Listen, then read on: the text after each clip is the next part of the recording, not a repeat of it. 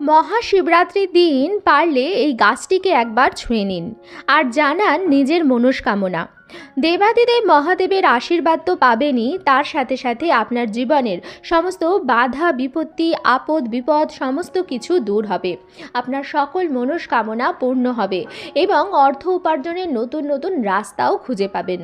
নমস্কার বন্ধুরা, আমি সুচরিতা সবাইকে স্বাগত জানাচ্ছি কিপ গ্রুমিং চ্যানেলে। বন্ধুরা, আশা করছি ঈশ্বরের আশীর্বাদে প্রত্যেকেই ভালো আছেন এবং সুস্থ আছেন।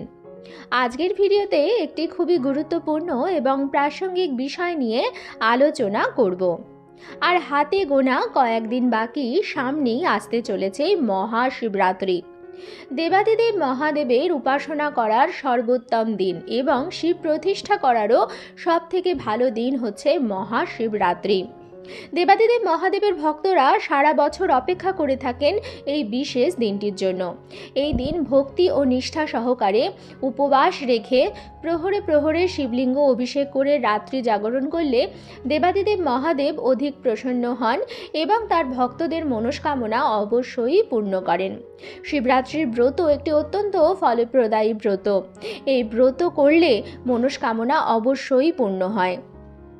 এই ব্রতের প্রচুর নিয়মবিধি আছে এবং সেই নিয়মবিধি সমস্ত কিছু মেনেই এই ব্রত পালন করবেন।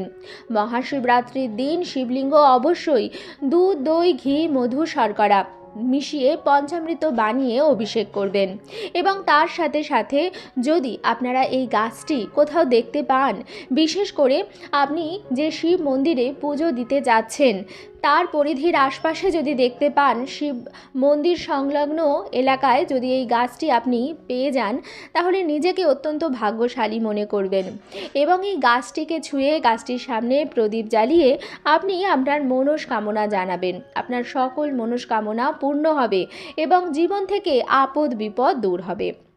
তাই সকল দর্শক বন্ধুদের অনুরোধ করব যে ভিডিওটি কিন্তু একদমই স্কিপ না করে সম্পূর্ণ দেখবেন। ভিডিওটি দেখার পর যদি ভালো লাগে তাহলে অবশ্যই কিন্তু একটি লাইক করবেন, কমেন্টসে লিখবেন হর হর মহাদেব এবং বন্ধুরা অবশ্যই ভিডিওটি শেয়ার করবেন। আপনাদের মতো অনেকেই এই ভিডিওটি পেলে উপকৃত হবেন, কারণ শিবরাত্রির আর বেশি দিন বাকি নেই। চলুন বন্ধুরা, আসা যাক মূল পর্বে। ফাল্গুন মাসের কৃষ্ণপক্ষের চতুর্দশী তিথিতে মহাশিবরাত্রি পালিত হয়। এই বছর মহাশিবরাত্রি পড়েছে 15ই ফেব্রুয়ারি 2026 বিকাল 5:04 থেকে চতুর্দশী লাগছে 16ই ফেব্রুয়ারি 2026 বিকাল 5:34 পর্যন্ত চতুর্দশী তিথি থাকবে। মহাশিবরাত্রির প্রথম প্রহর পড়েছে 15ই ফেব্রুয়ারি সন্ধ্যা 6:01 থেকে রাত্রি 9:09 পর্যন্ত। দ্বিতীয় প্রহর রাত্রি 9:09 থেকে রাত্রি 12:17 পর্যন্ত। তৃতীয় প্রহর পড়েছে 16ই ফেব্রুয়ারি রাত্রি 12:17 থেকে ভোর রাত্রি 3:25 পর্যন্ত। চতুর্থ প্রহর পড়েছে 3:25 থেকে 5:34 পর্যন্ত। মহাশিবরাত্রির পালনের সময় হচ্ছে 16ই ফেব্রুয়ারি সকাল 6:33 পর। যেহেতু 15ই ফেব্রুয়ারি তারিখেই শিবরাত্রির 4টি প্রহরী পড়েছে, তাই আপনারা 15ই ফেব্রুয়ারি তারিখেই গাছটি ছোঁয়ার চেষ্টা করবেন। বন্ধুরা, এই বিশেষ গাছটি হচ্ছে বেল গাছ। যদি মহাশিবরাত্রির দিন মন্দির চত্বরেই এই গাছটি আপনারা পেয়ে যান, তাহলে নিজেকে অত্যন্ত ভাগ্যশালী মনে করবেন। আমরা প্রত্যেকেই জানি যে বেল পাতা ছাড়া দেবাদিদেব মহাদেবের পুজো অসম্পূর্ণ। বিল্বপত্রের ত্রিফলক পত্রের মাঝখানের যে পাতাটি, সেটি হচ্ছে শিব স্বরূপ, বাম পত্র ব্রহ্মা স্বরূপ এবং ডান পত্র বিষ্ণু স্বরূপ। তাই বিল্ব বৃক্ষের ছায়া যদি আপনি ভুল করেও মারিয়ে ফেলেন তাহলে আয়ু নাশ হয় এবং বিল্ব বৃক্ষ যদি পা দ্বারা স্পর্শ করা হয় তাহলে শ্রী তথা লক্ষ্মী নাশ হয়। বিল্ব বৃক্ষের বন যেই স্থানে তা বারাণসী পুরী স্বরূপ। বুঝতেই পারছেন বেল গাছ, পাতা ও ফল সনাতন শাস্ত্রের ঠিক কতটা গুরুত্ব বহন করে চলেছে। পুরাণ বলছে একবার দেবী পার্বতী এবং তার সখীরা অর্থাৎ জয়া বিজয়া ও জয়ন্তী প্রমোদ ভ্রমণে বের হওয়ার পরিকল্পনা করলেন। দেবী পার্বতী তার বাহন সিংহযোগে সখীদের নিয়ে গেলেন একটি পর্বতে। দীর্ঘ পথ পরিক্রমার ক্লান্তিতে দেবী মাতার কপালে দেখা দেয় একটি শ্বেত বিন্দু বা ঘাম। সেই শ্বেত বিন্দু মাটিতে পড়ার সাথে সাথে তার থেকে একটি ছোট গাছের জন্ম হয়, যার ছিল 3টি পাতা। তখন সখীরা পার্বতীকে বললেন যে দেবী, এই বৃক্ষ তোমারই অংশ, এর একটি নাম প্রদান করাও তোমার কর্তব্য। দেবী পার্বতী তখন সেই গাছের নাম দিলেন বিল্ব বৃক্ষ। তারপর তিনি নিজের শরীরের নানান অংশ এই গাছে স্থাপন করেন। যেমন গিরিজা রূপে তিনি রইলেন শিকড়ে, কাত্যায়নী নামে ফলে এবং দুর্গা রূপে রইলেন ফুলে। তিনি নিজেই ঘোষণা করেন মহাদেবকে এই গাছের পাতা আর ফুল দিয়ে পুজো করলে তিনি সবচেয়ে তুষ্ট হবেন। দেবী পার্বতী নিজে এই গাছে অধিষ্ঠান করছেন। তাই এই গাছের পাতা বা ফুল মহাদেবকে দেওয়া মানে আসলে পার্বতীকেই মহাদেবের কাছে অর্পণ করা। সেখান থেকেই বেলপাতার ব্যবহার শুরু হলো শিবের পুজোয়। আর শুধু পাতাই কেন, আমরা তো সবাই জানি যে বেল ফলও শিব পুজোয় অবশ্যই লাগে। আমরা যখন মন্দিরে যাই, শিব ঠাকুরের প্রিয় ফল নিয়ে যাই, তখন একটি বেল বা শ্রীফল কিন্তু অবশ্যই শিবলিঙ্গে চড়াই। তাছাড়া আমরা অনেকে যেটা জানি না সেটা হচ্ছে বেল গাছের যে ফুলটি পাওয়া যায়, অর্থাৎ বেল গাছের ফুল মহাদেবের কিন্তু অত্যন্ত প্রিয়। যদিও এই ফুল জোগাড় করা অতটাও সোজা নয়। বাজারে টাকার পরিবর্তে আপনারা এই ফুল কিন্তু পাবেন না, আপনাকে জোগাড় করতে হবে এবং বিভিন্ন কারণে এই ফুল জোগাড় করা একটু শক্ত। কিন্তু এই ফুল দিয়ে যদি দেবাদিদেব মহাদেবের পুজো আপনি মহাশিবরাত্রির দিনে করতে পারেন, তাহলে কিন্তু অত্যন্ত ভালো ফল পাবেন। বন্ধুরা, এই মহাশিবরাত্রির দিন আপনারা অবশ্যই শিব মন্দিরে অর্পণ করবেন বেল ফল এবং বেল গাছের ফুল। যদি পারেন অবশ্যই জোগাড় করার চেষ্টা করবেন, আপনার মনস্কামনা পূর্ণ হবে। এবং মহাদেবের কাছে শিব মন্দিরে অবশ্যই একটি ঘিয়ের বাতি প্রজ্বলিত করবেন। অনেকেই বলেন যে মহাশিবরাত্রিতে ঘিয়ের বাতি রাত্রিবেলা জ্বালানো হয়। একদমই ঠিক বলে থাকেন, কিন্তু যদি আপনি দিনের বেলা মন্দিরে যান, আপনি দিনের বেলায় মন্দিরে একটি ঘিয়ের বাতি প্রজ্বলিত করে দেবেন, তবে মোমবাতি প্রজ্বলিত করবেন না। আমাদের সনাতন ধর্মে প্রদীপ, মাটির প্রদীপের বিশেষ গুরুত্ব আছে, মোমবাতির নয়। তাই আপনারা একটি ঘিয়ের প্রদীপ শিব মন্দিরে প্রজ্বলিত অবস্থায় রেখে আসবেন এবং আপনার মনস্কামনা জানাবেন। এবং আপনি যখন পুজো দিয়ে আসছেন, পুজোর পরে আপনি যদি মন্দিরের পাশে কোনো বেল গাছ দেখতে পান, এমন বেল গাছ আপনাকে পেতে হবে যে গাছে কিন্তু বেল ফল আছে, অর্থাৎ ছোট বেল গাছ হলে হবে না।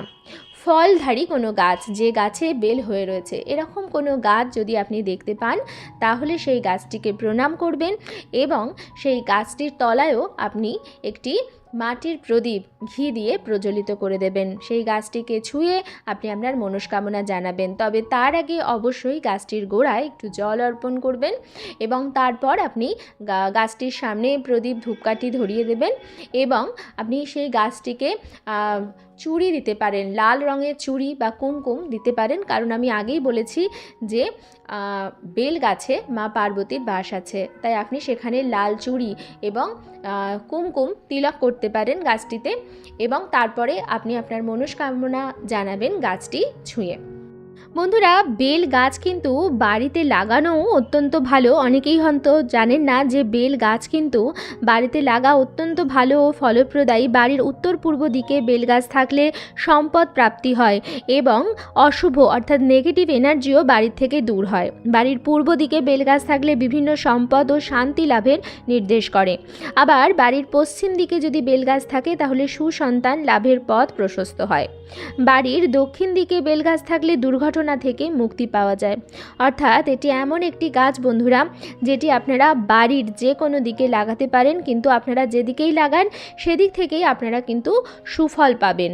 তাই শিবলিঙ্গে মহাশিবরাত্রির দিন অবশ্যই আপনারা মন্দিরে গিয়ে শ্রীফল বা বেল এবং তার সাথে বেল পাতা এবং যদি সম্ভব হয় বেল গাছের ফুল নিবেদন করুন। তার সাথে সাথে মন্দির সংলগ্ন যে বেল গাছ আছে তাতে জল নিবেদন করবেন এবং তার সামনে প্রদীপ ধূপকাঠি ধরিয়ে লাল চুড়ি এবং তিলক পরিয়ে দেবেন এবং তারপর গাছটিকে ছুঁয়ে আপনার মনস্কামনা জানাবেন। মহাশিবরাত্রির দিন হর পার্বতীর মিলন হয়েছিল। শিব গৌরীর বিবাহ দিন হচ্ছে মহাশিবরাত্রি। তাই বন্ধুরা, এই দিন যদি বেল গাছকে ছুঁয়ে আপনি আপনার মনস্কামনা জানান এবং সেটি যদি আপনার বিবাহিত জীবনের কোনো সমস্যা হয়ে থাকে বা আপনার জীবনের কোনো প্রকার দোষ হয়ে থাকে, যে দোষটির জন্য আপনার বিবাহের সংযোগ হচ্ছে না বা স্বামী এবং স্ত্রীর মধ্যে মনোমালিন্য হচ্ছে, এরকম কোনো সমস্যা হয়ে থাকে, তাহলে মা পার্বতী অবশ্যই মহাশিবরাত্রির দিনে আপনার মনের বাসনা পূর্ণ করবেন এবং আপনি যে সমস্যা নিয়ে এসেছেন সেই সমস্যাটির থেকে আপনি মুক্তি পাবেন।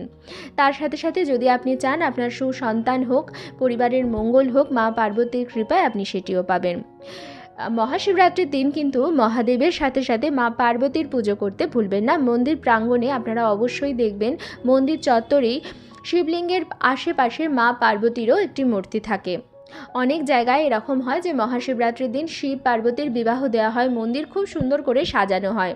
যদি সম্ভব হয় আপনারা এই শিব পার্বতীর যে বিবাহের যে জোগাড় তাতে কাজ করবার চেষ্টা করবেন, তাতেও কিন্তু অত্যন্ত পুণ্য অর্জন হয়।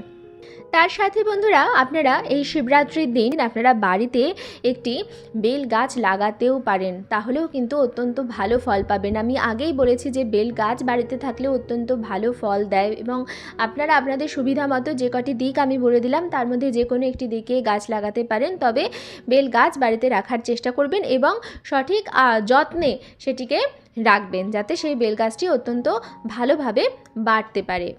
আজকের পর্বটি আমি এখানেই শেষ করছি। আশা করছি আজকের ভিডিওটি আপনাদের ভালো লাগলো এবং একটু হলেও উপকারে লাগলো। ভিডিওটি ভালো লাগলে অবশ্যই কিন্তু লাইক, কমেন্টস এবং শেয়ার করবেন বন্ধুরা। আর যদি চ্যানেলে নতুন হন তাহলে অবশ্যই চ্যানেলটিকে সাবস্ক্রাইব করে আমার সাথে থাকবেন। দেখা হবে কিপ গ্রুমিংয়ে নতুন আরও একটি পর্ব নিয়ে। সবাই খুব ভালো থাকবেন, সুস্থ থাকবেন।